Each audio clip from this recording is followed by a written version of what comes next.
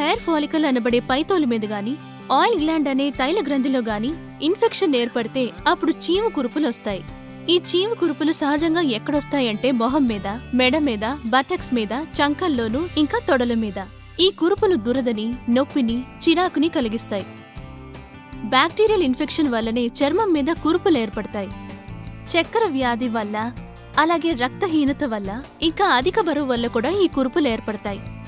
Anaemia patients ఎక్కువ కాలం పాటు antibiotics తీసుకోవడం వల్ల కూడా ఈ సమస్య వాళ్లలో ఏర్పడుతుంది. ఈ కురుపుల్ని తగ్గించడానికి ఇంట్లోనే కొన్ని సులువైన చిట్కాలున్నాయి. 30 గ్రాముల క్యూమిన్ సీడ్స్ తీసుకోవాలి. అంటే జీలకర్ర అన్నమాట. దాంట్లో కొంచెం నీళ్లు కలిపి బాగా పేస్ట్ లాగా నూరుకోవాలి. ఈ పేస్ట్ ని గనక కురుపుల మీద రాస్తే అవి త్వరగా తగ్గిపోతాయి. సన్నగా తరిగిన ఉల్లిపాయ ముక్కల్ని తీసుకుని వడగట్టే దాంట్లో వేసుకోవాలి. దాంతోపాటు 2-3 సన్నగా తరిగిన వెల్లుల్లి రెబ్బల్ని వేయాలి.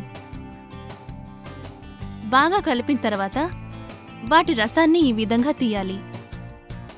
ఈ మిశ్రమాన్ని రోజుకి 4-5 సార్లు కురుపుల మీద రాయాలి. ఒక స్పూన్ పాలు మీగడ తీసుకుని 1 స్పూన్ వినిగర్, ఇంకా 1 స్పూన్ టర్మరిక్ పౌడర్ వేయాలి. అంటే పసుపు అన్నమాట. దీన్ని బాగా కలపాలి.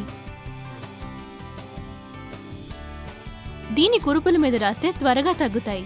ఆరోగ్య పరిరక్షణ లేకపోవడం వల్ల చర్మం మీద బ్యాక్టీరియల్ ఇన్ఫెక్షన్ ఏర్పడుతుంది. దానివల్ల కురుపులొస్తాయి. మీ చర్మానికి సరిపడే సోప్నే మీరెంచుకోండి. రెగ్యులర్గా స్నానం చేయండి. అలాగే స్నానం చేసిన తర్వాత మాయిశ్చరైజర్ని ఉపయోగించండి. ఆరోగ్యంగా ఉండండి. ఇటువంటి ప్రకృతి సిద్ధమైన ఇంటి చిట్కాల్ని తెలుసుకోవడానికి www.homeveda.com కి విజిట్ చేయండి.